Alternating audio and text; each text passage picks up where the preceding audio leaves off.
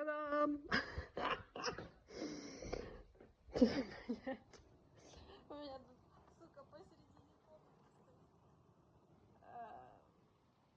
Короче, кондиционер какой-то. Теперь